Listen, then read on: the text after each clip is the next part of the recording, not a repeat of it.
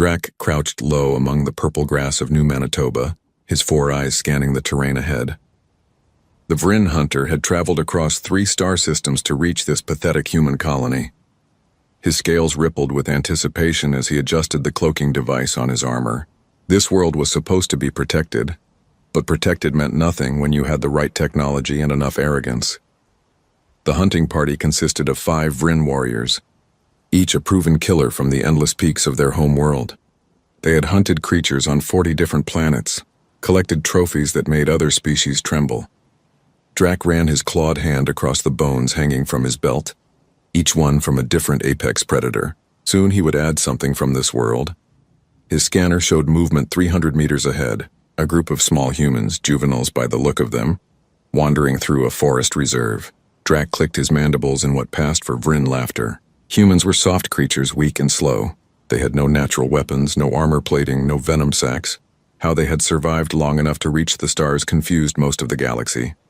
Young Peter walked behind his classmates, his datapad in hand, as he photographed native plants for his biology assignment. The 10-year-old boy loved these field trips into the wilderness reserve.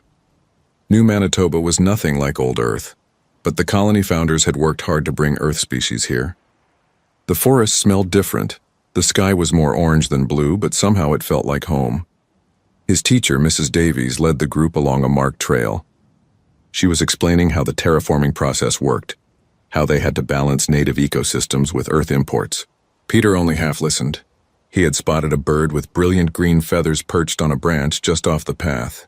His datapad identified it as a modified sparrow, adapted for the local atmosphere. Peter stepped quietly away from the group, just a few meters, to get a better angle for his photo. The bird tilted its head, watching him with curious black eyes. He raised the datapad, adjusted the focus, and took 3 quick pictures. Perfect. His mom would love these. When he turned back, the trail was empty. Peter felt his stomach drop. The class had moved on without noticing he had stopped.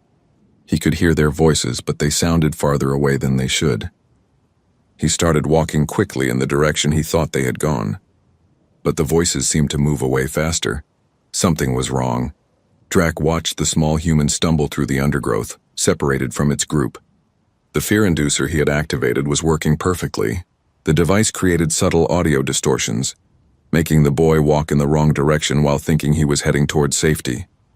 It was a tool designed for herding prey into kill zones. The Vryn hunter followed silently, his cloaking technology bending light around his massive frame. He stood 3 times the height of the human child, his muscles capable of crushing steel.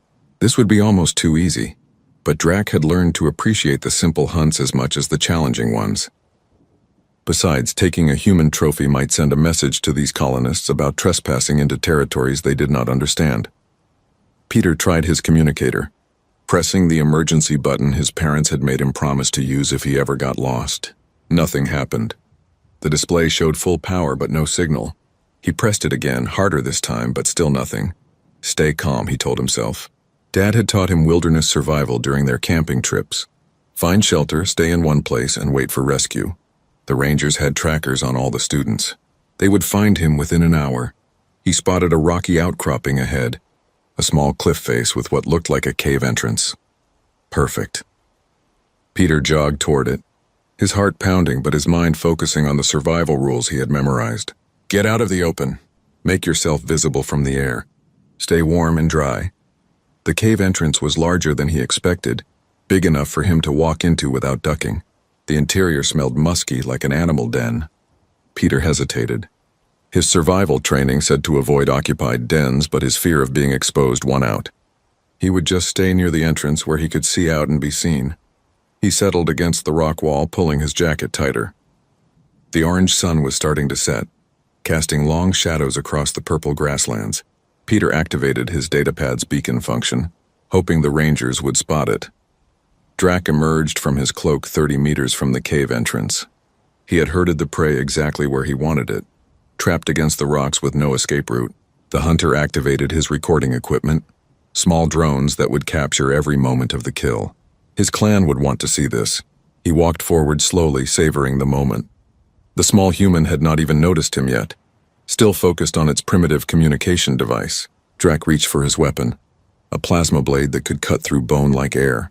He would make this quick and clean, then he stopped. A sound rolled out from the cave behind the human child, deep and rumbling like thunder trapped underground. Drac's scanner flickered, showing a heat signature he had not detected before. Large, very large. The sound came again, closer this time. Not thunder, a growl. Peter spun around, pressing his back against the cave wall as something moved in the darkness behind him. He saw eyes first reflecting the fading sunlight, then a shape low and powerful, pushing forward from the depths of the cave. The creature that emerged stood as tall as Peter's waist, covered in thick gray and white fur. Its face was marked with distinctive stripes, and its eyes held an intelligence that made the boy freeze. He recognized it from the colony database, a honey badger, one of the guardian animals. Betty stepped fully into the dying light, her massive bulk blocking the cave entrance. Behind her, deeper in the den, 3 small cubs mewled nervously. She had been sleeping when the strange sounds woke her, and now there was an alien creature near her home and a human child trapped against her den entrance. The badger's lips pulled back, revealing teeth designed by millions of years of evolution to never quit, never surrender, never retreat. The growl that came from her chest was deeper than any sound that small body should make. Drac raised his weapon, no longer amused. The hunt had just become interesting. Peter had never seen anything like the standoff happening in front of him. The massive alien hunter stood frozen, weapon raised, while Betty positioned herself between the threat and her den. The boy was caught in the middle, still tangled in some kind of shimmering net that had appeared from nowhere when he tried to run. The energy net had wrapped around him the moment Drac fired it, pinning Peter's arms to his sides and locking his legs together. He had fallen hard against the rocky ground, scraping his cheek. Now he could only watch as the 2 predators sized each other up. Drac had hunted on 40 worlds.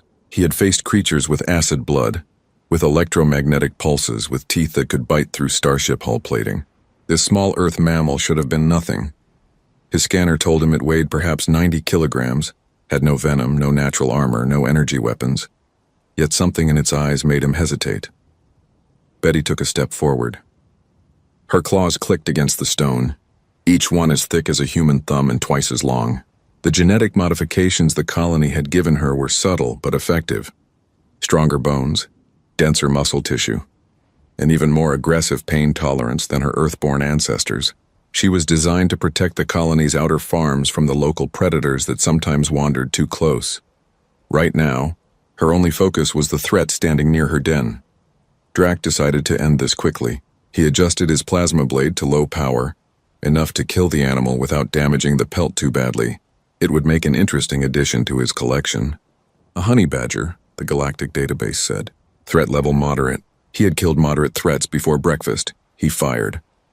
The plasma bolt hit Betty square in the chest, a shot that should have stopped her heart instantly. She stumbled, her fur smoking where the energy had burned through. Drac lowered his weapon, waiting for the creature to fall. Betty shook her head like she was clearing away an annoying insect. Then she charged. Peter screamed a warning, but the alien hunter barely had time to raise his arm before 200 pounds of furious badger slammed into him. Drac crashed backward, his armor screeching as claws raked across it. He brought his weapon up, but Betty was already moving, twisting with impossible speed for something her size. She bit down on his weapon arm, her jaws clamping through the armor plating with a crunch that made Peter wince. Drac roared in pain and anger, throwing his weight to dislodge her. Betty held on, her body whipping through the air but her jaws never releasing. The Vrin hunter activated his armor's electric shock defense. 50,000 volts pulsed through the metal plating, enough to kill most organic creatures instantly. Betty's body went rigid, smoke rising from her fur. She bit down harder. Drac finally tore his arm free, stumbling back with deep gouges in his armor. Green blood seeped from the wounds. He stared at the creature in disbelief. Nothing should have survived that shock. Nothing that size should have been able to damage Vrin combat armor. Betty circled him, limping slightly but showing no intention of backing down. Her cubs were behind her, and some instinct older than thought itself told her that retreat meant death for them. So she did what honey badgers had done for millions of years. She attacked again. This time Drac was ready. He met her charge with a powered fist, the servos in his armor multiplying his strength 10 times over.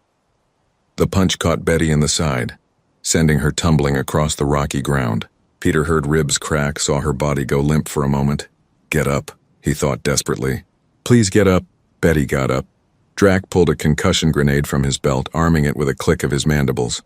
He would have preferred to take the creature alive, but survival came first. He threw the grenade, watching it arc through the air toward the badger. Betty caught it in her mouth.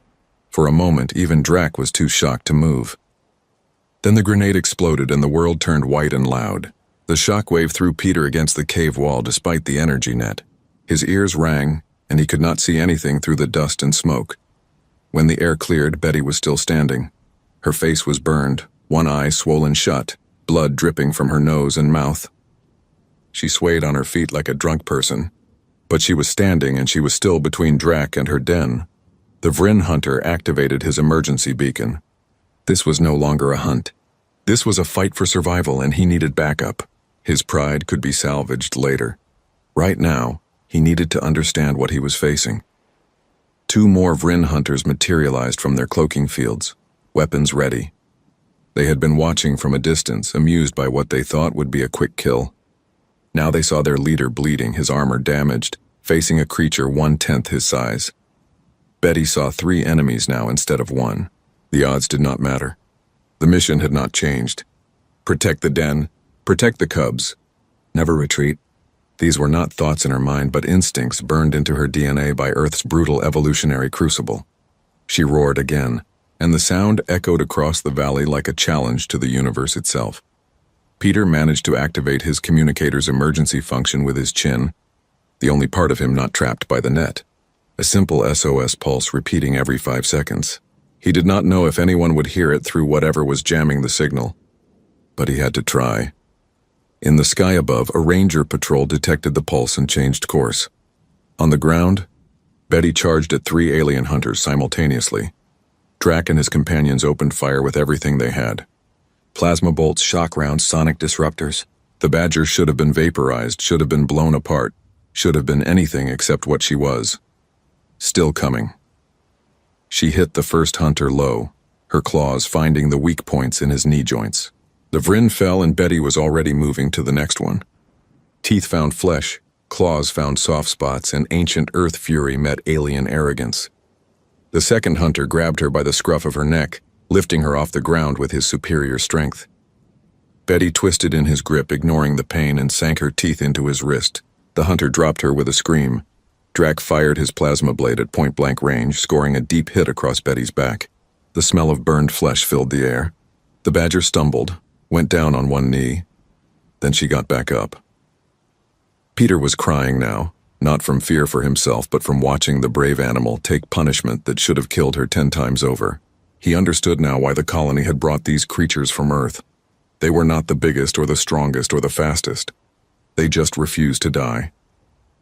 Betty faced 3 hunters, her body broken and bleeding, smoke rising from a dozen wounds. Behind her in the den, her cubs whimpered. She took another step forward and then another, each movement an act of pure will. Drac finally understood what he was facing. Not just an animal, a product of Earth, a world that had tested life harder than any other planet in known space. A creature born from billions of years of never giving up, never surrendering, never accepting defeat. He raised his weapon one more time. Atmospheric vehicles screamed overhead, Ranger response teams incoming. The real fight was just beginning. The Ranger vehicles hit the ground with a thud that shook the earth, their engines screaming as they braked hard. Captain Ross was out before the transport fully stopped, her rifle already tracking toward the alien signatures her scanner had picked up. She had been a ranger on New Manitoba for 12 years, and she had never seen Vryn hunters this far into colony territory. Behind her, 6 more rangers deployed in standard formation, weapons ready. Then Ross saw Betty and her blood went cold. The badger was barely standing, her fur matted with blood and burn marks, facing down 3 Vryn hunters. Near the cave entrance, a small human boy was trapped in an energy net. "Free the kid first," Ross ordered. "Davis Collins, get that net off him. Everyone else covering positions. Do not fire unless I give the order." 2 rangers sprinted toward Peter while the others established a defensive perimeter. Drac turned his massive head toward the new arrivals, his weapon still pointed at Betty. The badger had not moved. had not even acknowledged the humans. Her entire focus remained on the aliens threatening her den. Ross raised her voice, speaking through her helmet's translator. "You are in violation of Galactic Treaty 7, hunting on a protected colony world. Power down your weapons and prepare for arrest." Drac laughed, the sound like rocks grinding together. "You dare threaten Vryn hunters, human? We go where we please, take what we want. Your treaties mean nothing." "That badger seems to disagree," Ross said calmly. She had dealt with enough alien raiders to know that showing fear only made things worse. "I suggest you leave while you still can." One of the other Vryn hunters, his armor torn and leaking green blood, snarled at her. "We do not retreat from prey, especially not from some pathetic earth animal." Ross almost smiled. Almost. "That pathetic earth animal just kicked your asses. Cut your losses and go." The Rangers finished cutting through the energy net, and Peter stumbled free into their arms. One Ranger immediately started checking him for injuries, while another wrapped him in a thermal blanket. The boy kept trying to look back at Betty, tears streaming down his face. "Is she going to be okay?" Peter asked. "She saved me. She fought them all." "She's a guardian," the Ranger holding him said gently. "Toughest creatures in the colony. She'll be fine." But even as he said it, the Ranger was not sure. Betty looked like she should have been dead 3 times over. Her breathing was labored, her body trembling from shock and pain, yet she still stood her ground, still protecting her den. Drac made his decision. These humans thought they could interfere with Vryn business. He would teach them otherwise. He signaled his companions with a click of his mandibles, and all 3 hunters raised their weapons toward the Rangers. That was when Betty moved. Despite her injuries, despite the pain that should have paralyzed her, she lunged at Drac with speed that shocked everyone watching. Her jaws clamped onto the hand holding his weapon, and she twisted her entire body weight, using leverage and fury to tear the gun from his grip. The weapon clattered across the rocks as Drac roared in rage and pain. He grabbed Betty with his free hand, his strength allowing him to lift her off the ground. The badger twisted in his grip like a tornado, claws raking across his face and chest, teeth snapping at anything within reach. The other 2 Vryn hunters tried to get a clear shot, but their leader and the badger were moving too fast, locked in a deadly embrace. One hunter tried to grab Betty from behind, and she somehow managed to kick backward with enough force to crack his chest plate. Ross watched in amazement. She had seen Betty chase off local predators before, had watched her clear a nest of rock scorpions single-handedly. But this was different. This was a creature fighting beyond its physical limits, running on pure determination and ancient instincts. "We need to help her," Peter shouted, trying to break free from the Ranger holding him. "Kid, the best thing we can do is stay out of her way," Ross said. But she was already moving forward, her team following. "Vryn hunters, this is your final warning. Drop your weapons and surrender, or we will use lethal force." Drac threw Betty against the cliff wall with terrible force. The badger hit hard enough to crack the stone, then slid to the ground in a heap. This time she did not get up immediately. Her sides heaved, blood pooling beneath her, one leg bent at an unnatural angle. The Vryn hunter picked up his weapon, his mandibles spread in victory. "See? Everything dies when you hit it hard enough. Even your precious earth animals." Then Betty opened her eyes. The growl that came from her throat was not loud, but it carried across the battlefield like a promise. She rolled onto her stomach, then pushed up with her front legs. Her back leg was clearly broken, but she put weight on it anyway, standing on 3.5 legs, swaying but upright. "How?" the wounded Vryn hunter whispered. "What kind of creature is this?" "The kind that evolved on Earth," Ross said quietly. She had studied Earth biology as part of her Ranger training, had learned about the honey badger's incredible pain tolerance, its aggressive nature, its absolute refusal to quit. But knowing about it and watching it were 2 completely different things. Betty took a step forward, dragging her broken leg. Then another step. The Vryn hunters backed up, their earlier confidence crumbling. They had hunted across dozens of worlds, had faced creatures with better weapons, stronger bodies, deadlier abilities. They had never faced anything that simply would not stop. Drac fired his weapon again, catching Betty in the shoulder. The plasma bolt burned clean through, and everyone heard the bone crack. Betty went down on her front knees, her breathing ragged and wet. Blood bubbled from her mouth. "Stay down," Drac growled. "Just die already." Betty raised her head and looked at him with her one good eye. Then, impossibly, she started to get back up. Peter was sobbing now. The ranger holding him had tears on her own cheeks. Ross felt something break inside her chest at the sight of this brave animal refusing to give in. She made a decision that might cost her career, but she did not care. All Rangers open fire on the Vrin hunters. Authorization code Ross 7 Alpha. Protect the Guardian. The night lit up with weapons fire as 7 Ranger rifles opened up simultaneously. The Vrin hunters' shields flared, absorbing the initial barrage, but the sustained fire began to punch through. Drac roared orders to his companions, and the 3 aliens began a fighting retreat toward their ship. Betty collapsed fully now, her strength finally gone. But her head remained up, her eye still tracking the aliens as they fled. She had done her job. The threat was leaving. Her cubs were safe. Ross sprinted to the Badger's side, pulling out her medical kit. "Hang on, girl. We've got you now." Betty growled weakly, a warning not to approach her den. Even now, broken and bleeding, her instincts would not let her trust anyone near her cubs. I know, Ross said softly, staying at a careful distance. "You're a good mom, the best. But we need to help you, okay? Just let us help." In orbit above New Manitoba, the Vrin commander watched his hunting party retreat with heavy losses. His screen showed the recording from Drac's armor, and he replayed the fight 3 times, unable to believe what he was seeing. One creature, weighing less than 100 kilograms, had held off 3 Vrin elite hunters. He pulled up the galactic database entry for honey badgers and began to read. What he found made his scales itch with something he had not felt in years: fear. The Vrin ship hung in orbit like a wounded predator, its hull scarred from dozens of previous hunts. Inside the medical bay, Drac lay on a regeneration table while medical drones worked to repair his damaged armor and flesh. His pride hurt worse than his wounds. The other 2 hunters from the ground team were in similar condition. One had lost 3 claws, torn out by roots when Betty had somehow leveraged him into a flip.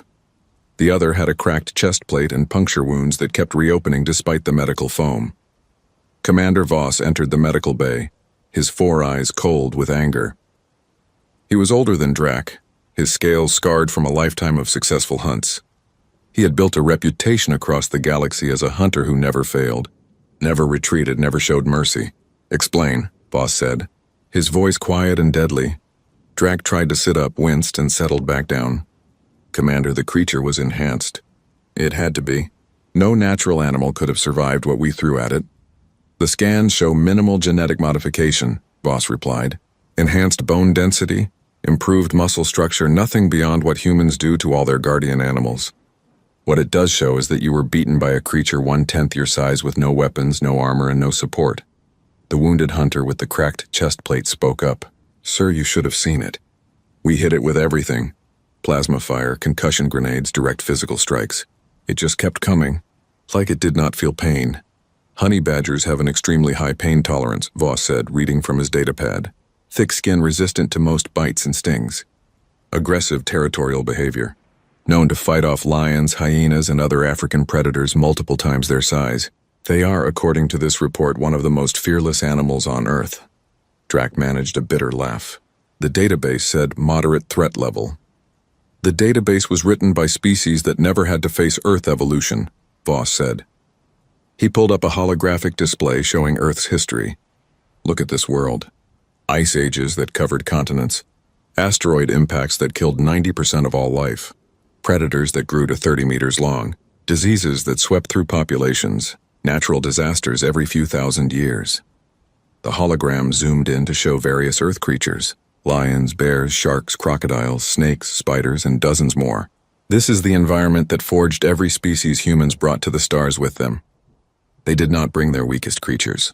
They brought their survivors, their fighters, their absolute toughest." Another hunter entered the medical bay, carrying what remained of Drac's armor.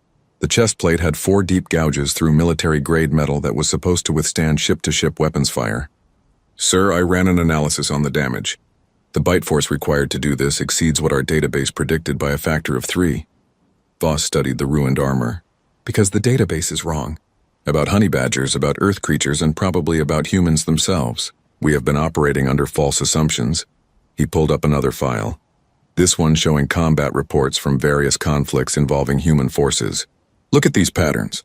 Humans rarely win through superior technology or physical strength. They win by refusing to quit. They take casualties that would make any sane species surrender. And they keep fighting. They lose battles and still find ways to win wars. They learned it from their planet, Drax said quietly, understanding dawning. Earth taught them that survival means never giving up. Exactly, Voss said. And they brought their teachers with them. These guardian animals are not pets or livestock.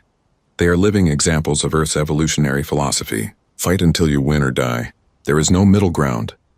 On the surface of New Manitoba, veterinary specialists worked frantically to save Betty's life. They had transported her to the main colony medical center, a facility designed to handle both human and Earth animal emergencies. Peter had refused to leave, and after some arguing, Captain Ross had allowed him to stay in the waiting area. Dr. Hayes, the colony's chief veterinarian, emerged from surgery after 6 hours. She looked exhausted but cautiously optimistic. She's stable. We had to rebuild most of her skeletal structure with surgical mesh, repair 3 organs, and regrow a significant amount of tissue. By all rights, she should be dead 5 times over. But she'll live? Peter asked desperately. She'll live, Hayes confirmed. Though she'll need months of recovery. We're keeping her sedated for now. Her pain tolerance is so high that she might try to move before her body is ready, and that could undo all our work. Ross nodded. What about her cubs? Another team is caring for them. They're healthy, just scared. Once Betty is recovered enough, we'll reunite them. Hayes looked at Peter. You know, she fought that hard because you were near her den. Honey badgers are incredibly protective of their territory and their young. She probably saw you as another cub to defend. Peter wiped his eyes. Can I see her? Just for a minute? Hayes considered, then nodded. Brief visit. She's unconscious, but animals sometimes respond to familiar voices. They led Peter into the recovery room where Betty lay on a specialized table, tubes and monitors attached to her body. She looked small and vulnerable now, so different from the fury he had witnessed. He approached slowly, careful not to disturb any of the medical equipment. Thank you, Peter whispered. You saved my life. You did not have to, but you did. I will never forget that. Betty's breathing remained steady and slow, the sedatives keeping her deep under.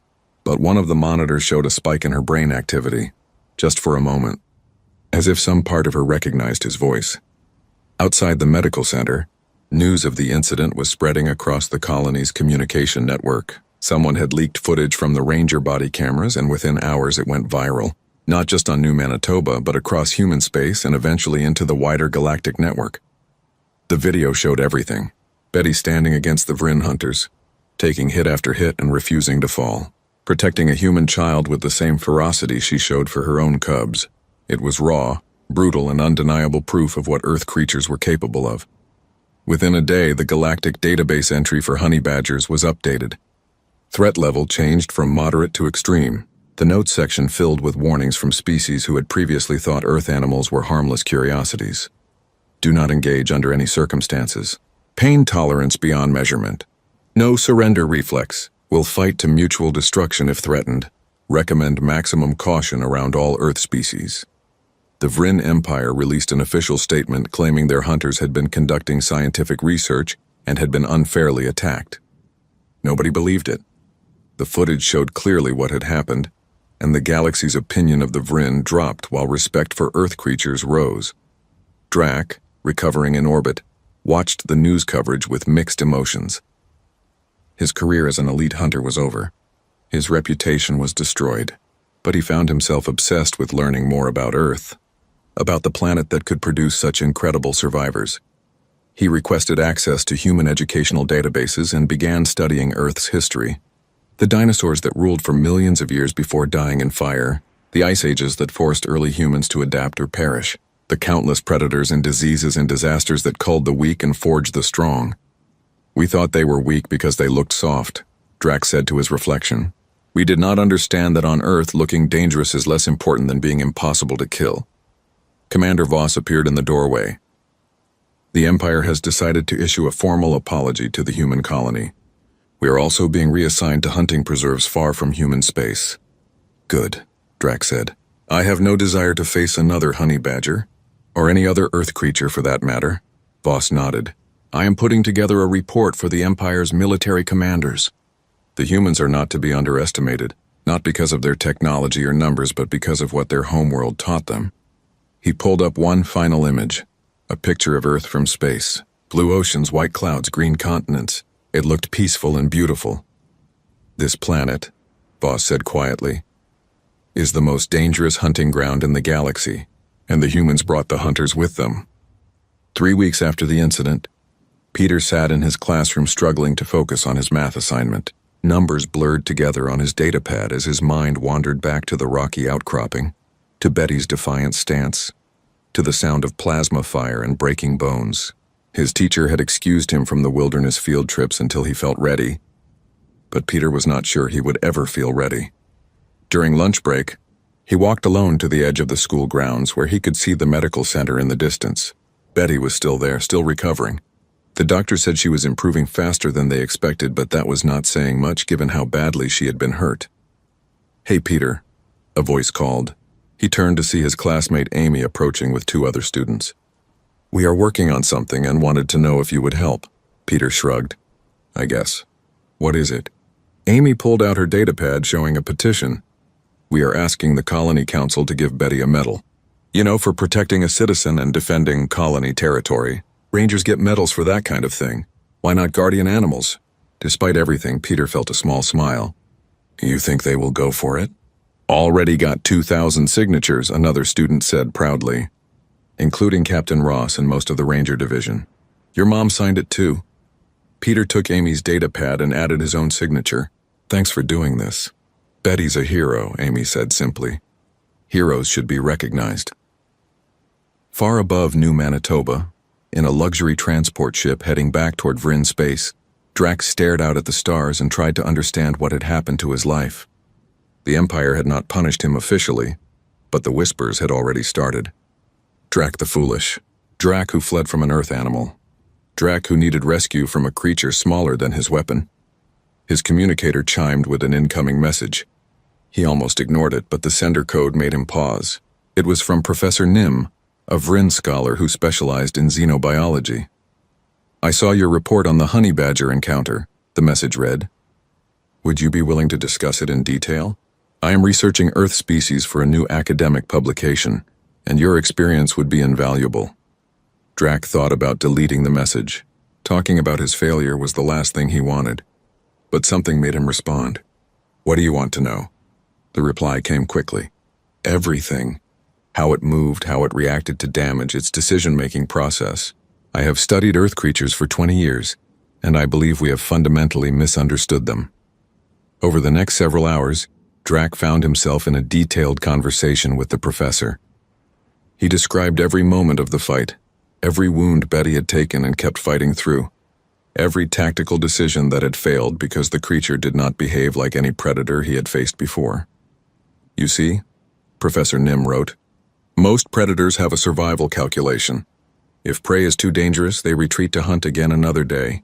But Earth predators, especially the smaller fierce ones like honey badgers, wolverines, and shrews, they evolved in an environment where backing down meant death, so they removed the retreat option from their behavior entirely. That makes them insane," Drac typed back. "No, it makes them survivors. Earth went through extinction events that killed 90% of all species, multiple times. The creatures that made it through were not always the biggest or strongest.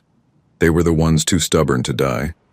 Drac thought about Betty, standing on a broken leg, blood streaming from dozens of wounds, still defending her territory.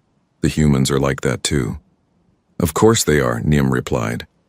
"They learned from the best teachers in the galaxy, their own planet." Back on New Manitoba, Dr. Hayes was supervising Betty's first attempt at walking since the surgery.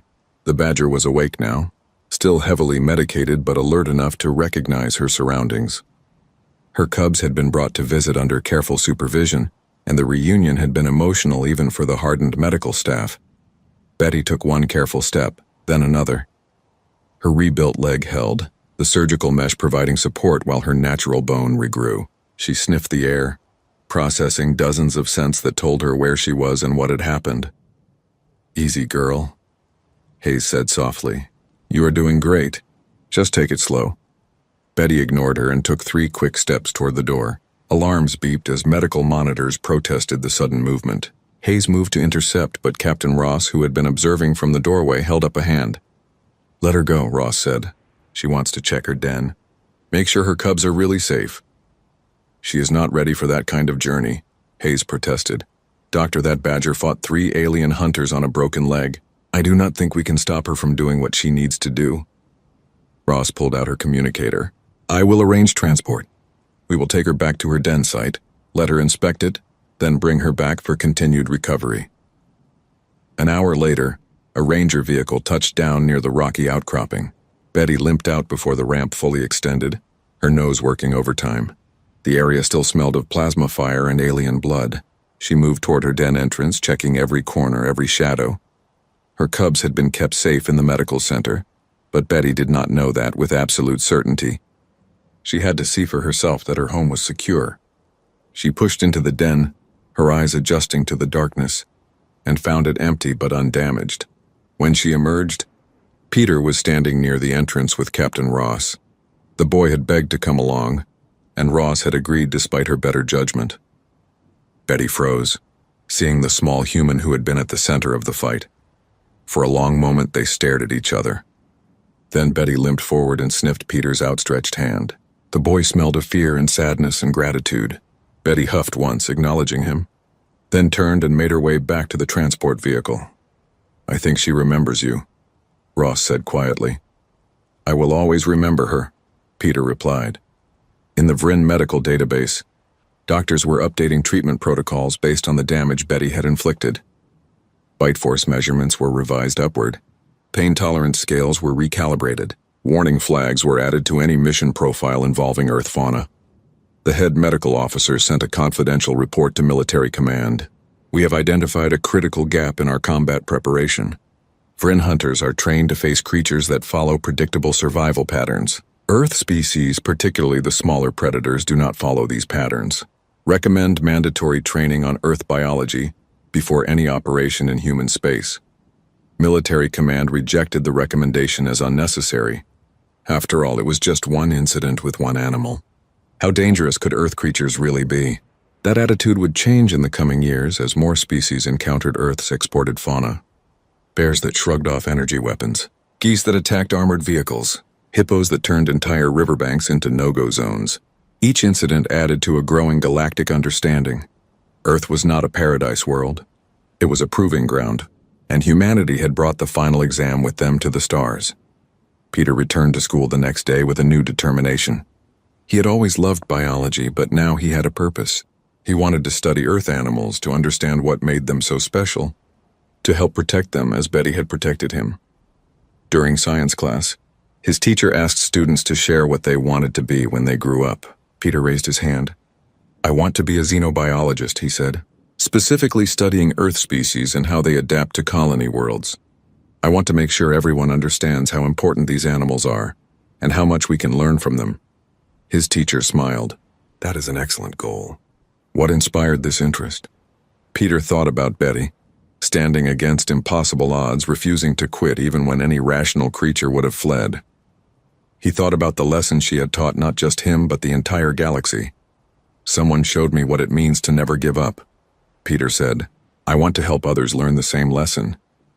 5 years had passed since the incident at the rocky outcropping. Peter, now 15 years old, stood at the entrance to New Manitoba University's xenobiology department with his acceptance letter clutched in his hand. He had tested into their early admission program, one of only 3 students his age to qualify. His entire focus had been on this goal since the day Betty saved his life. The university campus sprawled across a hillside overlooking the colony's main settlement. Earth trees mixed with native flora, creating a strange but beautiful hybrid ecosystem. Peter could see the wilderness reserve in the distance, a vast protected area where guardian animals roamed free. His communicator buzzed with a message from Captain Ross. Heard about your acceptance. Congratulations. Betty would be proud. Peter smiled at that. Betty had fully recovered and returned to her den 2 years ago. Her cubs were grown now, establishing their own territories across the reserve. She had become something of a celebrity, with tourists occasionally trying to glimpse the famous badger. Ross and her rangers worked hard to keep people at a safe distance. Inside the university's main research building, Professor Williams was preparing for her afternoon lecture on Earth fauna adaptation. She had been studying the Guardian program since its inception 15 years ago, documenting how Earth species adjusted to colony worlds. Her work had become required reading across human space. Williams pulled up the latest reports from other colonies. The data was fascinating and sometimes troubling. On New Terra, imported wolves had adapted so well they were outcompeting native predators. On Port Victoria, a population of ravens had learned to operate simple machinery. On Clearwater, hippos had claimed an entire river system and defended it against all comers, including military vehicles. Earth life is aggressive, she typed in her research notes, not because it wants to conquer, but because billions of years of brutal natural selection coded survival into every cell.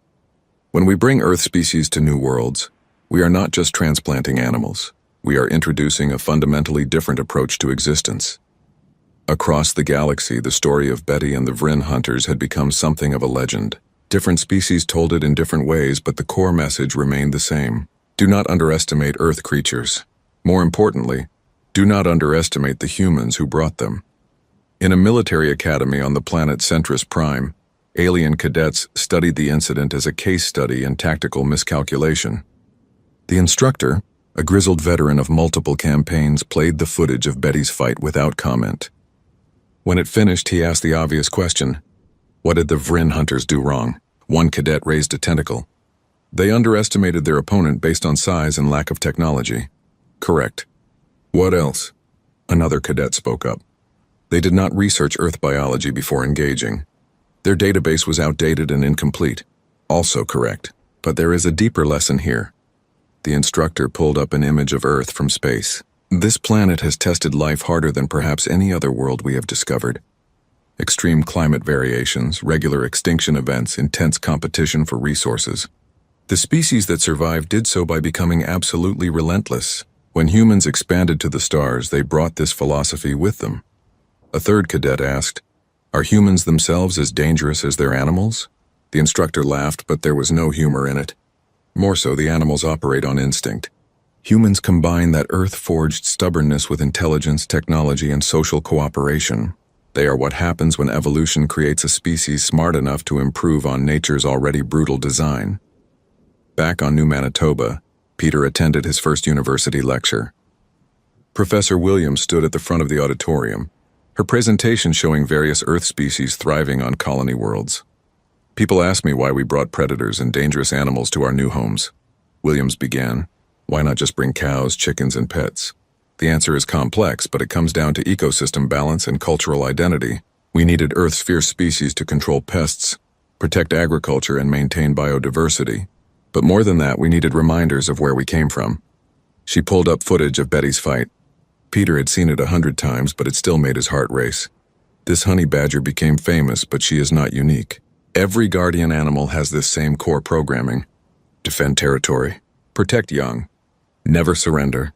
These traits made them survivors on Earth, and they make them invaluable on colony worlds. A student raised her hand. But is not it dangerous to have such aggressive animals near human settlements?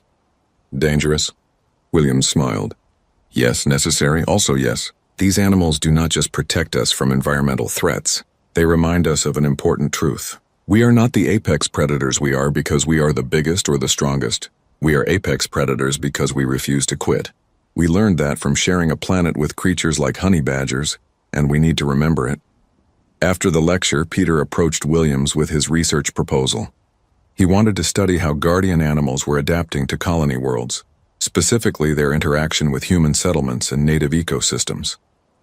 Williams read through his proposal, her eyebrows rising. This is graduate-level work. You are 15. I have been researching this topic for 5 years, Peter said. Ever since Betty saved my life. Williams looked up sharply. You are that Peter? The kid from the Vrin incident? Yes, ma'am. She studied him for a long moment, then nodded. I will approve your proposal on one condition. You treat this scientifically. Betty is famous, but she is still just one example. Your research needs to cover multiple species and multiple colonies. Can you handle that level of work while maintaining your regular course load? I can, Peter said with absolute certainty. 6 months later, Peter published his first paper in the Journal of Xenobiology. It was a meta-analysis of guardian animal incidents across 12 colony worlds. documenting everything from successful pest control to unexpected aggressive behavior. His conclusion was carefully worded, but clear. Earth fauna demonstrates adaptation rates and behavioral flexibility far exceeding predictions. However, this success comes with challenges. These species evolved in Earth's competitive crucible and bring that competitive nature to every new environment. Colony planners must account for this reality in ecosystem management. The paper was downloaded 50,000 times in the first week. It was translated into 17 alien languages and cited in diplomatic discussions about cross-species colony integration. Peter, still technically a high school student, found himself invited to present at the Galactic Biology Conference. Meanwhile, in Vrin space, Drac had made an unlikely career change. After his failed hunt and subsequent obsession with Earth biology, he had become a consultant for the Vrin military. His job was simple: teach hunters and soldiers why Earth species were dangerous. He stood before a class of young Vrin warriors, showing them the same footage that had destroyed his reputation. Watch carefully. Count how many times the creature should have died. I counted 14 separate lethal hits before it finally went down, and even then it survived. A young warrior scoffed. It was lucky. Lucky? Drac's mandibles clicked in what might have been amusement. Let me tell you about luck. I have hunted on 40 worlds, faced creatures that shoot acid, that generate electromagnetic pulses, that have natural armor thicker than our combat suits. None of them scared me like that honey badger did. Because it hurt you? No, because it did not care that I hurt it. Pain means nothing to Earth creatures when they are defending territory or young. They have no off switch, no survival calculation that tells them to retreat. Fighting them is not about who is stronger or better armed. It is about who is willing to take more damage and keep going, and Earth life always wins that contest.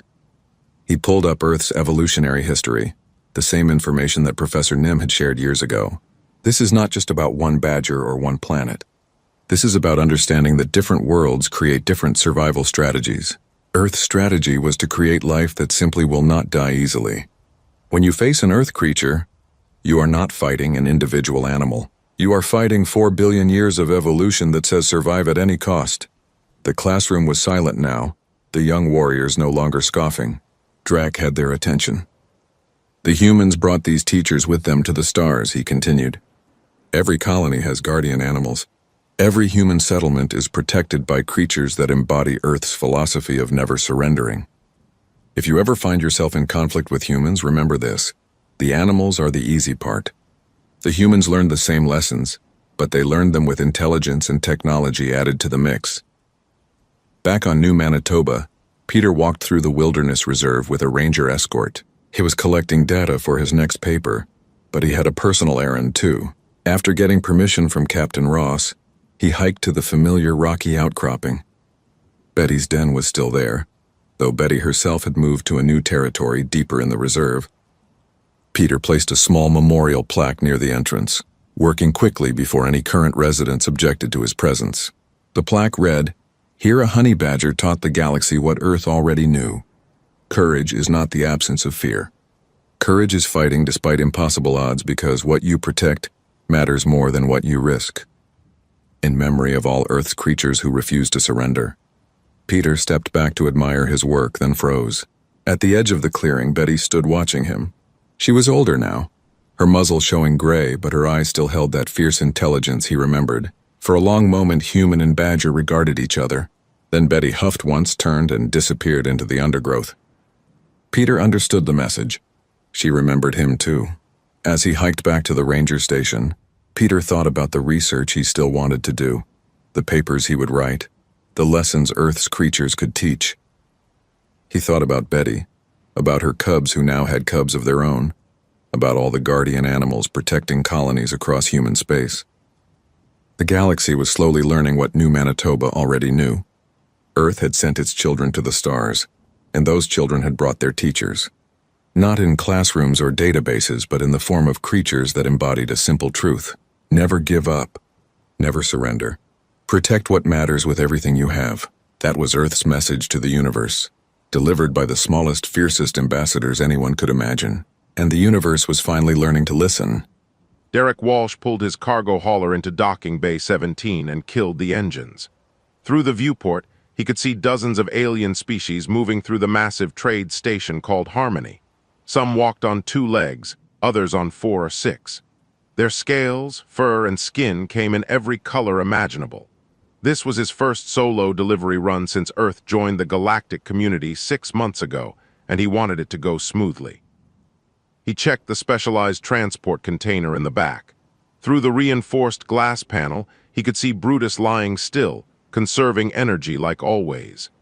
The 15-foot saltwater crocodile had been Derek's companion for 3 years, ever since he rescued the injured reptile from poachers in northern Australia. Now they went everywhere together, even into space. Derek opened the cargo bay door and stepped onto the station floor. The artificial gravity felt slightly lighter than Earth normal, making his steps feel bouncy. He was pulling the transport container behind him on a hover platform when he heard the laughter start. "Look at the tiny one," a deep voice rumbled in the universal translator embedded in Derek's ear. "Is that supposed to be a traitor?" Derek looked up to see 3 massive aliens blocking his path. They stood at least 10 feet tall, covered in thick brown scales that looked like armor plates. Their eyes were yellow and cold, and their mouths were filled with sharp teeth. The translator identified them as Kralix, one of the dominant trading species in this sector. The largest one, wearing some kind of rank insignia on his chest, stepped forward. His clawed feet scraped against the metal floor. "I am Grath, and this is our station. Small creatures like you need protection here. It would be unfortunate if something happened to your cargo."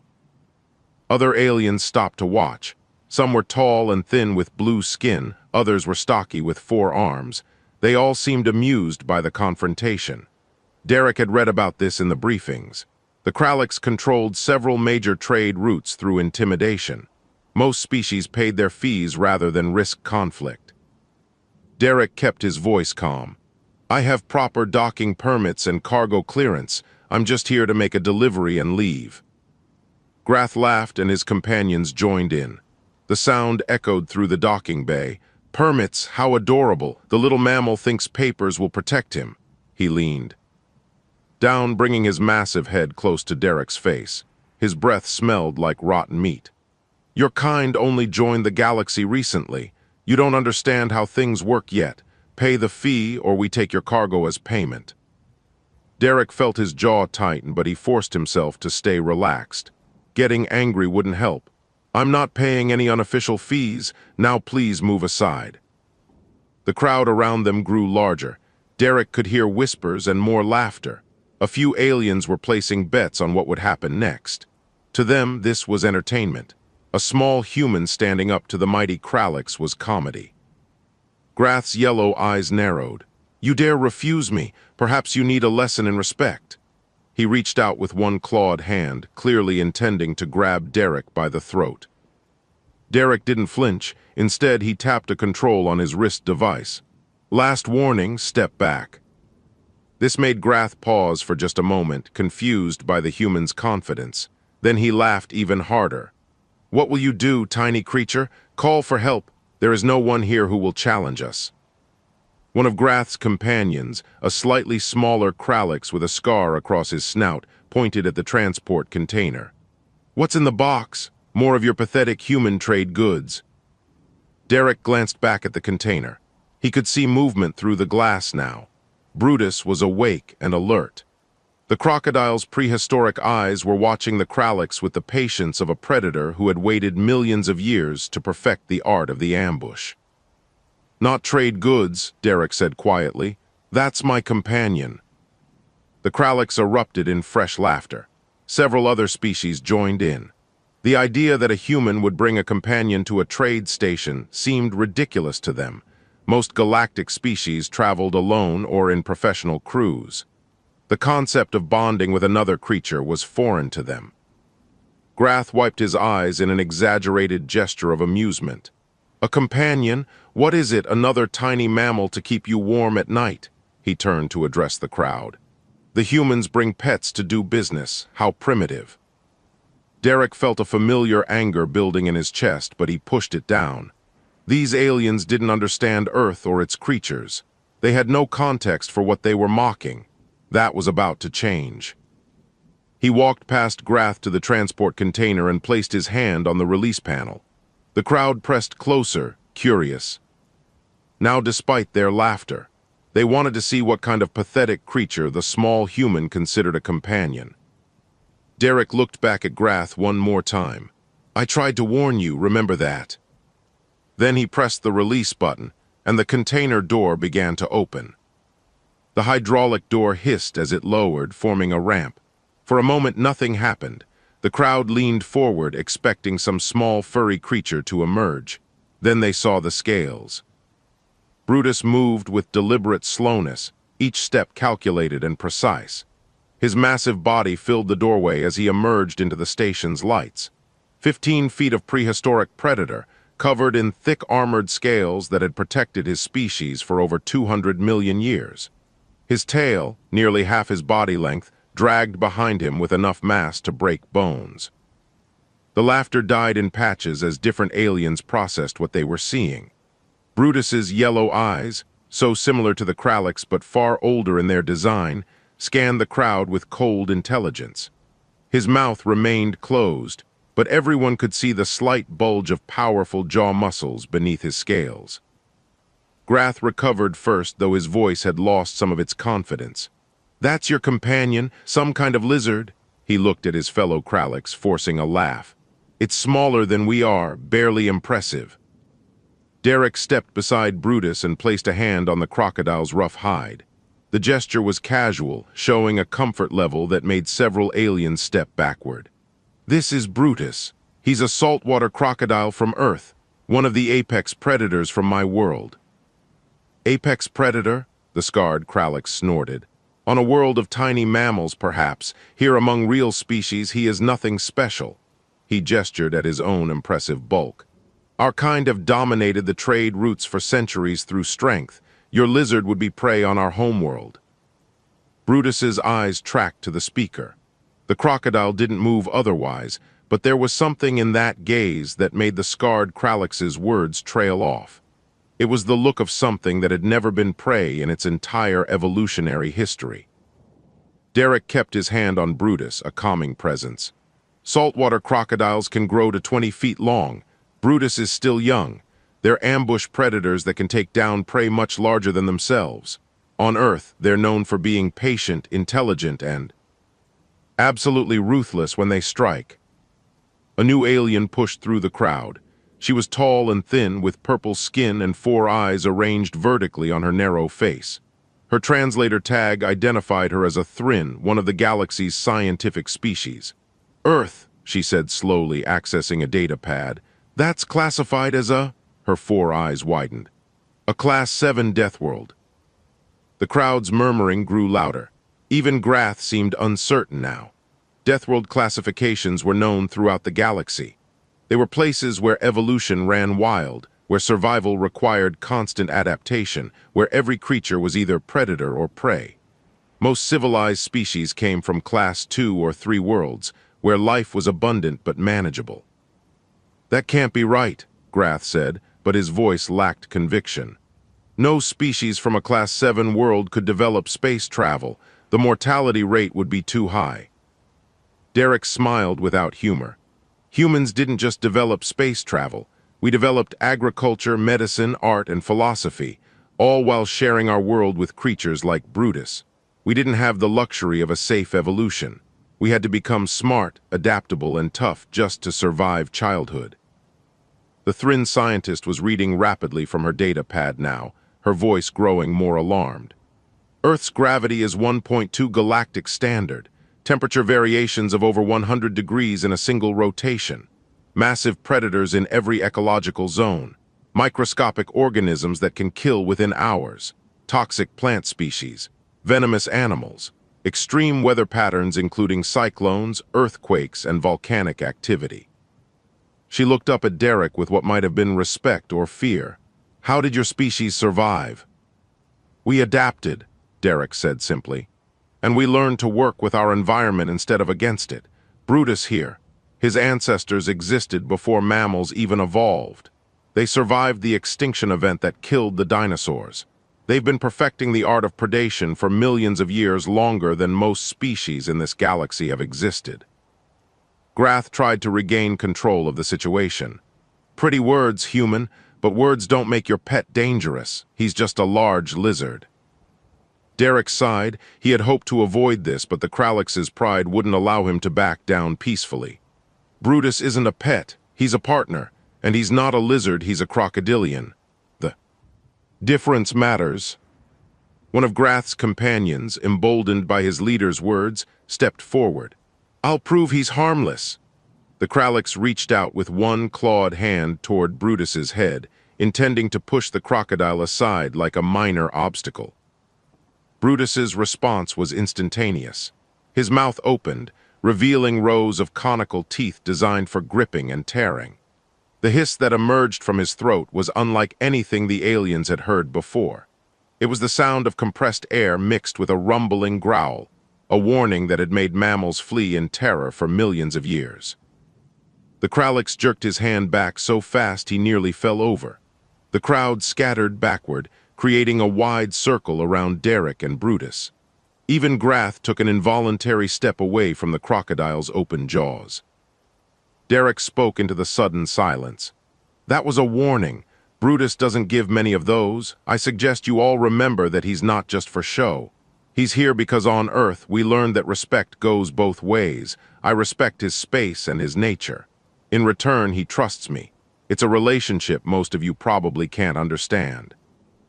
Grath's scales had paled slightly, but his pride was still wounded. A simple threat display? My people do the same. It proves nothing about actual capability. Derek met the Kralix's yellow eyes with his own steady gaze. You want proof? Fine. But I'm only going to demonstrate once, and I'm not demonstrating on anyone living. Choose something you want destroyed, and Brutus will show you what a real Deathworld predator can do. The scarred Kralix laughed nervously and pointed at a nearby cargo crate. It was made of standard station alloy, the same material used in hull plating for most civilian ships. The crate was about 3 feet on each side and marked with warning symbols for heavy contents. That! Let your lizard try to damage that. Our own teeth can barely scratch such metal. Derek looked at Brutus and gave a subtle hand signal. The crocodile moved forward with surprising speed for something so large, covering the distance to the crate in 3 powerful strides. His body stayed low to the ground, tail swinging for balance. When he reached the crate, he paused and opened his jaws wide. The aliens got their first real look at Brutus's teeth. They weren't like the Kralix's sharp fangs designed for tearing.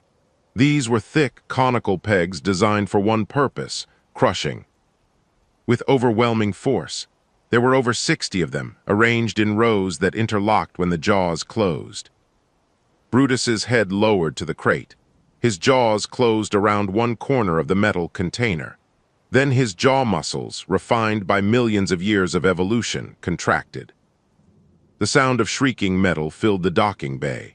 The alloy crate crumpled like paper in Brutus's jaws. The crocodile shook his head once, a movement so fast it blurred, and the entire corner of the crate tore away. Pieces of metal fell to the floor with sharp clanging sounds. The contents of the crate, some kind of crystalline ore, spilled across the deck. Brutus opened his jaws and let the twisted metal fall. It hit the ground with a heavy thud, leaving deep tooth marks in the supposedly strong alloy. The crocodile returned to Derek's side and settled into a resting position, as calm as if nothing had happened. The silence was absolute. Every alien in the docking bay stared at the destroyed crate. The Thrin scientist's hands trembled as she worked her data pad, running calculations. 3,700 pounds per square inch, she said quietly, then louder. His bite force is 3,700 pounds per square inch. That's, she looked up at the crowd. That's enough force to crush the bones of any species on this station. Our medical technology couldn't repair that kind of damage. Grath stared at his own scaled arm, then at the mangled crate. His armor plating, which he had always trusted to protect him, suddenly seemed very thin. Derek continued in the same calm voice. Saltwater crocodiles have the strongest bite force of any living creature on Earth, but that's not what makes them dangerous. What makes them dangerous is their hunting method. They wait, sometimes for hours, sometimes for days. They study their prey's patterns. Then when the prey is at its most vulnerable, they strike. One bite to secure the grip, then they drag their prey underwater and drown it. If the prey is too large to drown, they perform what's called a death roll. Death roll? The Terran scientist looked horrified and fascinated at the same time. Brutus, demonstrate, Derek said, pointing at the remaining piece of the crate. The crocodile moved to the larger section of crate that was still intact. He gripped it in his jaws, then his entire body began to spin. The rotation was so fast and powerful that the metal screamed in protest. Brutus rolled 3 complete turns in less than 2 seconds. When he stopped, the crate had been twisted into an unrecognizable spiral of tortured metal. The death roll, Derek explained, generates massive tearing force. It's used to rip chunks of meat from prey too large to eat whole. The rotational force, combined with that bite strength, can dismember most creatures in seconds. Several aliens in the crowd made sounds of distress. A few turned and walked away quickly. The betting that had been happening earlier stopped completely. No one was laughing anymore. Grath found his voice, though it shook slightly. This is one creature, an anomaly. Surely not all of Earth is like this. The Terran scientist looked up from her data pad, her 4 eyes wide with disbelief. I've been reading the Earth database. This creature, as terrifying as it is not alone. Earth has creatures called sharks with multiple rows of replaceable teeth. Creatures called bears that weigh over half a ton and can run faster than most galactic species. Venomous snakes that can kill with a single bite. Insects that work in colonies of millions. Bacteria that can't be seen and cause deadly diseases. Plants that can poison or trap animals. She paused, her voice dropping to an awed whisper. And humans evolved alongside all of this. They didn't just survive, they thrived. Another alien, this one resembling a large bird with blue feathers, spoke up.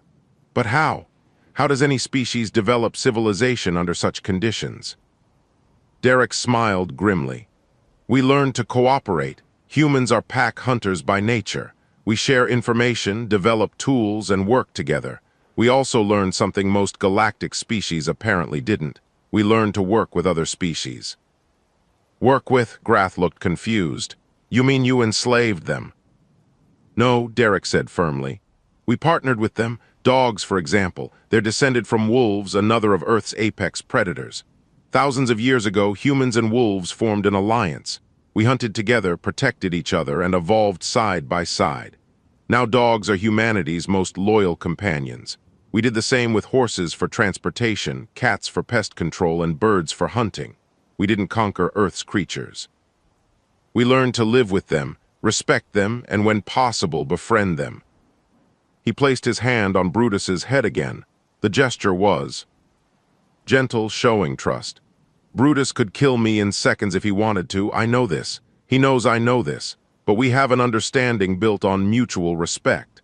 I provide food, safety, and companionship. He provides protection and partnership. It's not ownership, it's cooperation. The crowd processed this information in stunned silence. The concept was foreign to most of them. Their species had either eliminated their predators or evolved on worlds without serious threats. The idea of deliberately maintaining a relationship with something that could kill you was beyond their understanding. Grath looked at his companions, then back at Derek. His pride was wounded, but something else showed in his yellow eyes now. It might have been respect, or it might have been fear. The protection fee, he said slowly. Consider it waived for you and any other human trader. Derek nodded. Appreciated. Now I have a delivery to make, if you'll excuse us. The crowd parted immediately, creating a wide path. Derek and Brutus moved through the docking bay toward the station's interior. Behind them, the aliens began talking rapidly, their voices rising in excitement and fear as they discussed what they had just witnessed. The galaxy was learning a new lesson today. The small humans from the Death World called Earth were not to be underestimated. 3 hours later, Derek completed his delivery to a merchant on the station's upper levels. The merchant, a friendly being covered in soft gray fur, had heard about the incident in the docking bay. She asked to see Brutus from a safe distance and seemed more curious than afraid. Derek appreciated the reaction. Not everyone needed to fear Earth's creatures. They just needed to understand and respect them. As Derek and Brutus made their way back toward the docking bay, he noticed something had changed. Aliens still moved out of their path, but now they stopped to stare openly. Some took pictures with their devices. A few brave ones asked questions about Earth and its wildlife. Derek answered when he could, trying to be an ambassador for his world. Near a viewing port that showed the stars beyond the station, the Thrin scientist from earlier approached. She moved carefully, keeping a respectful distance from Brutus. "Human Derek, may I speak with you? My name is Lyra and I study xenobiology." Derek stopped and gestured for her to continue. Brutus settled onto the floor, watching the constant flow of station traffic with patient eyes. "I've spent the last 2 hours researching Earth," Lyra said, her 4 eyes blinking in sequence. "The data is overwhelming. Your world shouldn't have produced a spacefaring civilization. The statistical probability is nearly 0. "But we're here," Derek said with a slight smile. "Yes, you are, and that's what makes it remarkable." Lyra pulled up a holographic display from her data pad. It showed Earth rotating slowly, blue and green and white. Most species in the galaxy evolved on worlds classified between Class 1 and Class 3. Minimal predation, stable climates, abundant resources. They had the luxury of developing culture and technology without constant survival pressure. Derek nodded. "I've read the reports. Earth's a Class 7. The highest classification before a world is considered completely uninhabitable," Lyra confirmed. "But here's what fascinates me. Most Deathworld species, when they do achieve sentience, become either extremely aggressive or extremely fearful. They see threats everywhere because their evolution taught them that everything is dangerous. But humans are different." "How so?"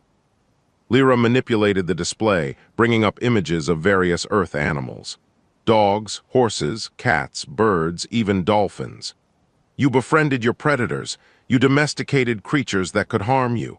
You developed empathy for other species despite living in an environment that should have taught you to trust nothing. This suggests an unusual psychological adaptability." A small crowd was gathering to listen to the conversation.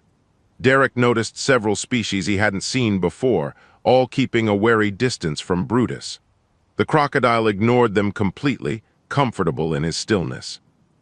"Humans had to cooperate to survive," Derek explained. "A single human is actually pretty weak compared to most of Earth's predators. We don't have thick hides, sharp claws, or venomous bites. What we have is intelligence, endurance, and the ability to work together. Our ancestors figured out that cooperation was the key to survival. That lesson extended to other species when it made sense." Lyra's eyes gleamed with scientific curiosity. "And this creature, how did humans come to partner with such a dangerous predator?" Derek looked down at Brutus fondly. "Not all crocodiles work with humans. Brutus is special. I found him injured when he was younger, caught in an illegal trap. I spent months helping him heal, never forcing interaction, always respecting his space. Eventually, he decided to trust me. It doesn't work with every animal. You can't force a bond with a predator. They have to choose you as much as you choose them." A new voice interrupted, harsh and angry. "Lies and tricks." Grath pushed through the crowd, his scales darker with agitation. 2 other Kralliks flanked him, different from the ones Derek had met earlier. "I've been investigating your claims, human. I spoke with other species who know of Earth. They say your kind are dangerous, that you fight wars among yourselves, that you've developed weapons capable of destroying entire worlds." The crowd muttered nervously. Derek felt tension creep into his shoulders but kept his voice level. "Yes, humans have fought wars. We've made terrible mistakes. We've hurt each other and our world. We're not perfect, Grath. No species is, but we've also learned from those mistakes. We've built organizations to prevent wars, developed medicine to heal, created art to inspire. We're complicated, just like every other species in the galaxy." "Complicated," Grath spat. "A convenient word for dangerous. You bring a monster onto this station and destroy property to intimidate us. Now you pretend to be peaceful. Which is the real human, the warrior, or the diplomat?" Derek considered the question seriously. Both. Humans are both. We can be gentle and we can be fierce. We can create beauty and we can wage war. The same hands that build homes can build weapons. The same minds that write poetry can design battle strategies. We contain multitudes, Grath. That's what makes us human. Brutus shifted slightly, responding to the tension in Derek's voice. The movement was subtle, but every alien in the area noticed.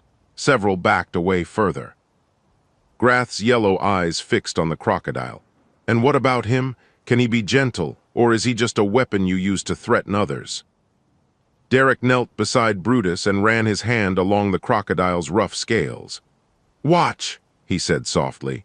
He reached into his supply bag and pulled out a chunk of frozen fish. Holding it in his open palm, he offered it to Brutus. The crocodile's massive jaws opened. Those teeth, which had crushed metal hours earlier, carefully took the fish from Derek's hand. Brutus could have bitten off Derek's fingers without effort. Instead, his grip was precise and controlled. He swallowed the fish and closed his mouth, then settled his head back onto the floor. "Control," Derek said, standing up. "Brutus has the power to be dangerous, but he chooses when and how to use it. Just like humans, just like I suspect every intelligent species. The capacity for violence doesn't define you. What defines you is what you choose to do with that capacity." Lyra was recording everything on her data pad, her scientific excitement obvious. "This is revolutionary. The implications for galactic society are enormous. If humans can form working relationships with Deathworld predators, what else might they accomplish?"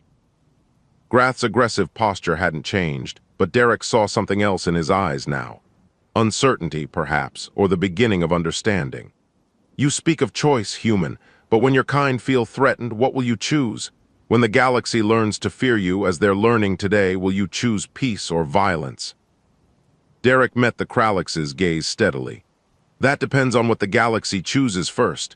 Humans didn't come here looking for conflict. We came hoping for cooperation, trade, and friendship, but we also came prepared. Earth taught us to hope for the best while preparing for the worst. It's how we survived. It's how we'll continue to survive." The crowd was silent, processing this exchange. The tension hung in the air like static electricity, ready to spark in any direction. Then Grath did something unexpected. He lowered his head in what might have been a gesture of respect. "I understand now why the galaxy will struggle with your kind. You are not what we expected. Not weak, but not simple either." Derek nodded slowly. "None of us are simple, Grath. Not humans, not Kralix, not any species here. We all have our strengths and weaknesses. Maybe the galaxy needs to learn that size and strength aren't the only measures of power." Over the next 2 days, Derek's presence on Harmony Station became something of a phenomenon. Word of the human and his crocodile spread through the station's communication networks. Aliens from different sectors came specifically to see Brutus. Some were scientists like Lyra, others were merchants curious about Earth's potential trade goods, and a few were simply travelers fascinated by the novelty. Derek found himself answering the same questions repeatedly.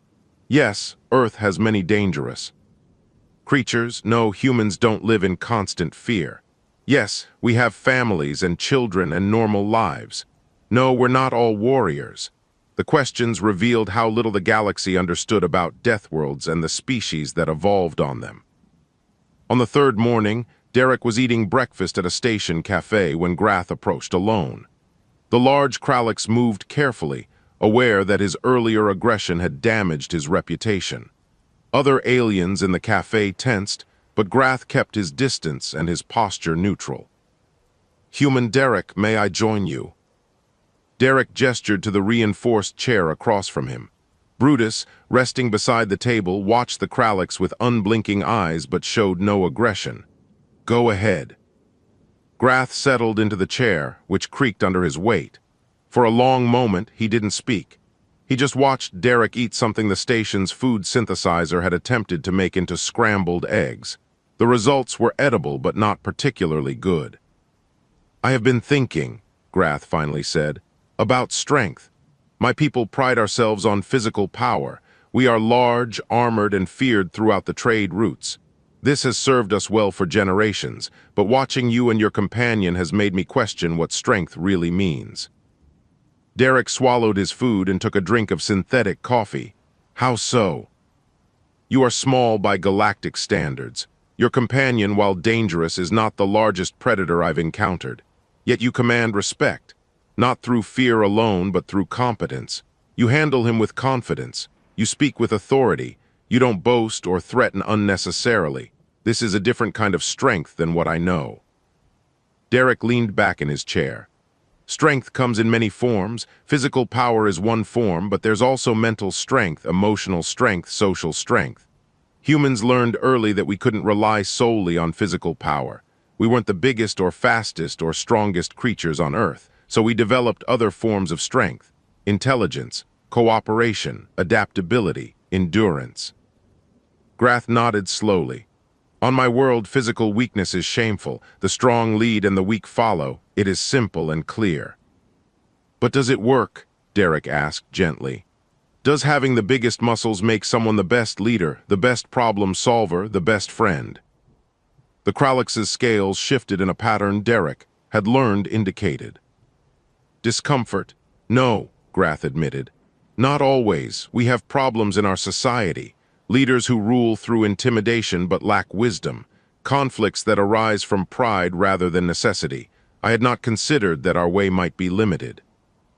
Lyra entered the cafe at that moment, carrying her ever-present data pad. She approached their table with barely contained excitement. Derek, I need to show you something.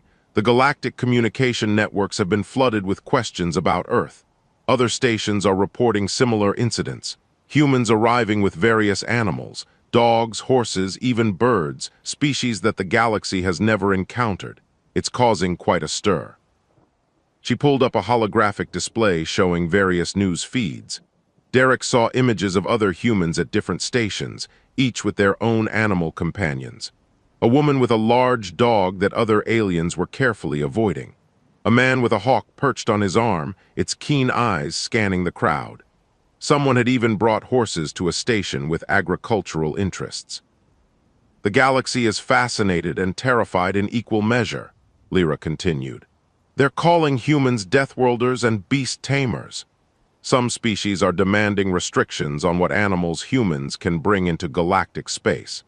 Others are requesting Earth join various trade councils immediately because they want access to your world's genetic diversity. Derek sighed. We're not trying to scare anyone. We just brought our companions with us when we joined the galaxy. But don't you see? Lyra's 4 eyes were bright with excitement. This is unprecedented. No other species maintains these kinds of relationships with dangerous creatures. Most species either exterminated their predators or evolved on worlds without significant threats. Humans did neither. You adapted, survived, and then befriended the very things that should have destroyed you. It's evolutionary poetry. Grath looked between Lyra and Derek. The galaxy will not know how to respond to this. Fear often leads to aggression or isolation. Humans may find themselves restricted or even unwelcome in some sectors. Then we'll deal with that if it happens, Derek said calmly. But we won't stop being who we are just because it makes others uncomfortable. Brutus is part of my life. He's not a weapon or a tool. He's my companion. I won't abandon him or hide him just to make others feel safer. The crocodile, hearing his name, lifted his head slightly. Derek reached down and touched his snout gently. The gesture of affection between human and apex predator was not lost on the watching aliens. A young alien approached their table hesitantly. She was small, barely reaching Derek's chest, with soft purple fur and large round eyes.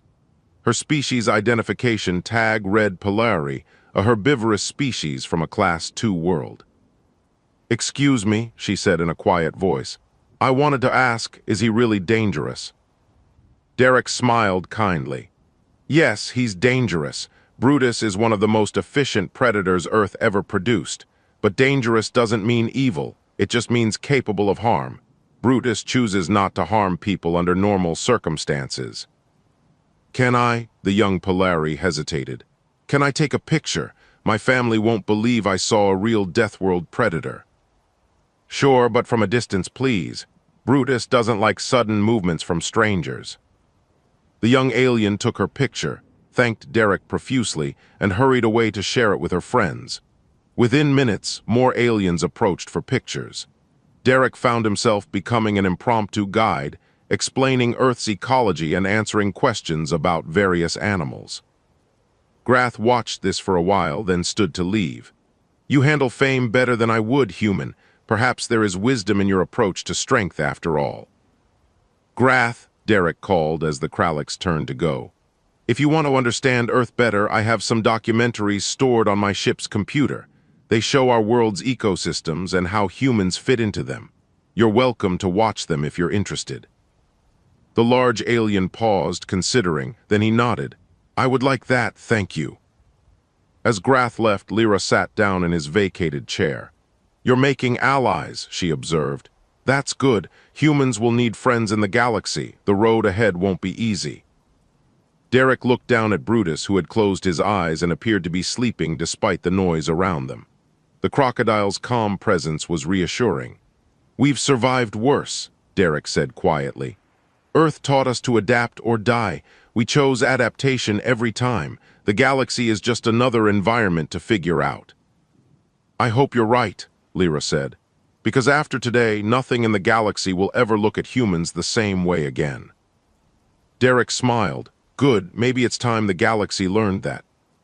Strength comes in many forms, and the smallest species can sometimes be the most dangerous.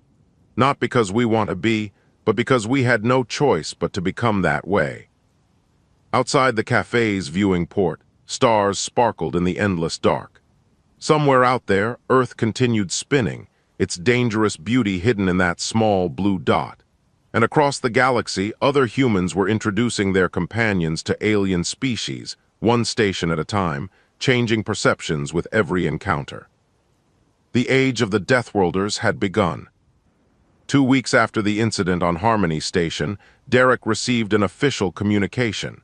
It bore the seal of the Galactic Trade Council, one of the most powerful organizations in known space. They wanted to meet with him, not to reprimand him as he had initially feared, but to discuss opportunities. The meeting took place in a conference room on the station's administrative level. The room was large, designed to accommodate species of various sizes. Derek arrived with Brutus, who had become something of a station mascot in recent days. Several council members were already present, representing different species and interests. The council chair was a being named Horvath, tall and thin with skin that shimmered like oil on water. His species, the Quinnell, were known for their diplomatic skills and fair judgments. "Human Derek Walsh, thank you for meeting with us, and thank you for bringing your companion. We're curious to observe him in a more formal setting." Derek took a seat at the table. Brutus settled beside him, as calm as ever. "I'm happy to be here, though I'm not sure why I've been summoned." Horvath gestured to the other council members. "Since your arrival, human activity in galactic space has increased dramatically. More of your kind are arriving weekly, many with animal companions. This has created both opportunities and concerns.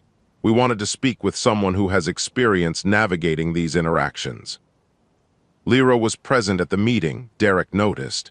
She gave him an encouraging nod from across the table. Another council member spoke up, a stocky being covered in blue scales. "Some species are frightened by the creatures you bring. They worry about safety, about contamination, about unpredictability. How do we address these concerns?" Derek considered his answer carefully. "Education is the first step. Most fear comes from misunderstanding. Brutus is dangerous, yes, but he's also predictable. He has specific needs, behaviors, and responses. Any species that takes time to learn about him would understand how to coexist safely. The same applies to dogs, horses, and other Earth animals." "But why bring them at all?" another council member asked.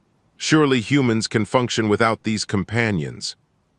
"Can we function? Yes," Derek admitted. "But why would we want to? These animals are part of our culture, our history, our identity. Dogs helped us hunt and guard our homes for thousands of years. Horses let us travel and farm. Cats protected our food supplies from pests. They're not just animals to us. They're partners, family even. Asking us to leave them behind is like asking us to abandon part of our humanity. Horvath leaned forward, yet other species manage without such attachments. Derek met his gaze steadily. Other species evolved differently. They had the luxury of safe worlds where cooperation with predators wasn't necessary. Earth didn't give us that luxury. We either learned to work with our environment or we died. The relationships we formed with animals weren't just convenience. They were survival strategies that became emotional bonds over generations. Lyra spoke up from her seat. If I may, Council Chair, my research suggests that human-animal bonds have significant psychological benefits. Humans who interact regularly with companion animals show lower stress levels, better emotional regulation, and stronger social connections. These bonds made humans more resilient as a species. They're not a weakness, they're actually a strength. Grath entered the room at that moment, causing several council members to shift nervously. The large Kralix had been invited as a representative of the merchant guilds. He nodded to Derek before taking a seat designed for his size. I have observed this human and others for 2 weeks, Grath said. Initially, I believed their companions were weapons meant to intimidate. I was wrong. The relationship between human and animal is complex. It involves trust, communication, and mutual benefit. My people could learn from this model. Horvath looked surprised. The Kralix rarely admit to learning from other species, especially smaller ones. Grath's scales darkened slightly, and what Derek had learned was embarrassment. Pride has limited us. Watching Derek has shown me that strength and size are not the only. Valuable traits. Humans succeeded on a death world not through being the biggest, but through being smart, adaptable, and cooperative. These traits serve them well in galactic society, too. The council members exchanged glances. The meeting was not going the way some of them had expected. Horvath turned back to Derek. The council has received numerous requests. Some species want to ban Deathworld animals from their stations. Others want to learn more about Earth's ecology. Still others want to establish trade relationships focused specifically on Earth's biological diversity. How would humanity respond to these various requests? Derek took a deep breath. This was a bigger question than he was qualified to answer, but he would do his best. Humans understand fear. We've been afraid of many things throughout our history. We respect that other species might need time to adjust to our presence and our companions. However, we won't accept blanket discrimination. If a station has legitimate safety protocols that apply equally to all species, we'll follow them. But if rules are made specifically to exclude humans because of prejudice or fear, we'll challenge those rules through proper channels. He paused, gathering his thoughts. As for trade, Earth has a lot to offer, not just biological resources, but knowledge. We've spent millennia learning to work with difficult environments and dangerous creatures. That expertise could be valuable for exploring hostile planets, establishing colonies in challenging conditions, or managing ecosystems. We're willing to share what we know, but we expect to be treated as equals, not curiosities or threats. Another council member, a being that resembled a floating jellyfish, spoke in a melodic voice. Some fear that humans will use their animals as weapons. That concern has been raised multiple times. Derek looked at Brutus, then back at the council. Any tool can be a weapon if misused. Your species have ships that could be used to ram stations. You have industrial equipment that could be sabotaged. You have knowledge that could be weaponized. Do you restrict all of these things, or do you trust that most beings will use their resources responsibly? Humans will police our own. If someone misuses an animal companion, they'll face consequences from human authorities and galactic law. But don't punish all of us for potential crimes that haven't been committed. Horvath nodded slowly. A fair point. The Council will need to deliberate on these matters, but I believe we have enough information to begin forming policy recommendations. Human Derek, your testimony has been valuable. As the meeting concluded, various council members approached Derek with specific questions. Lyra asked if she could continue her research by visiting Earth. Grath mentioned that several Kralix merchants wanted to meet with human traders to discuss joint ventures.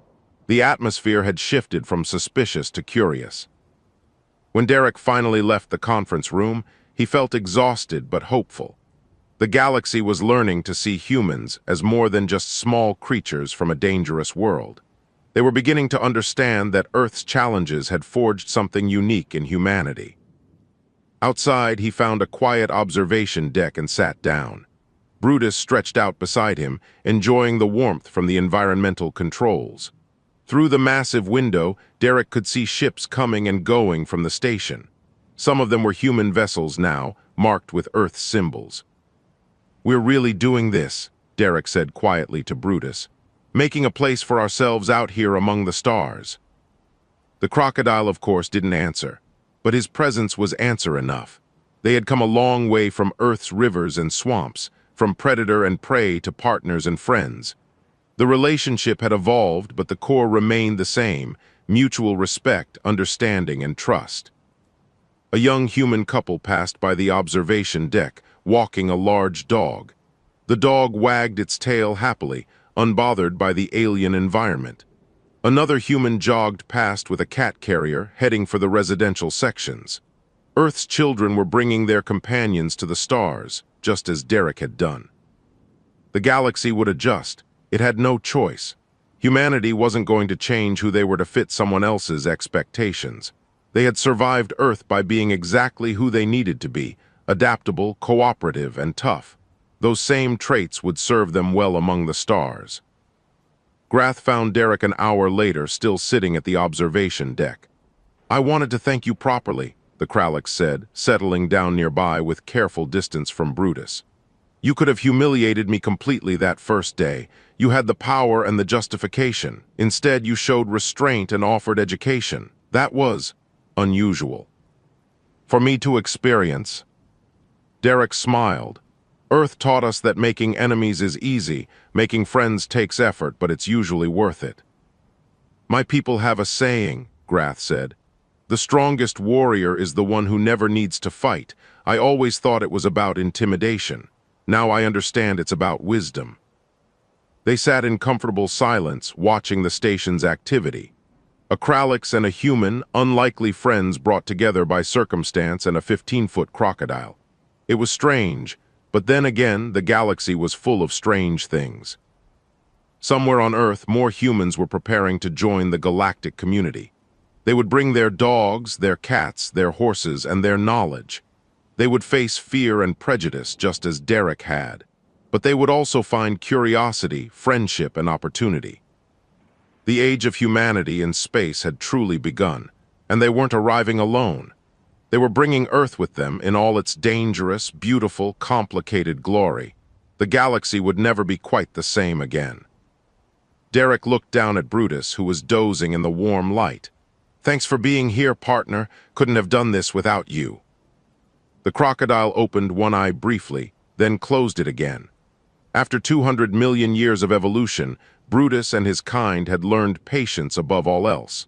Whatever the future held, they would face it the same way they had faced everything else, with calm determination and the quiet confidence of survivors. It was, Derek reflected, a very human trait to share with one's companions. Perhaps that's what made the bond so strong. In the end, humans and their animals were all survivors from the same dangerous world, learning to trust each other in an even more dangerous universe. And that trust, more than any weapon or technology, would be humanity's greatest strength among the stars.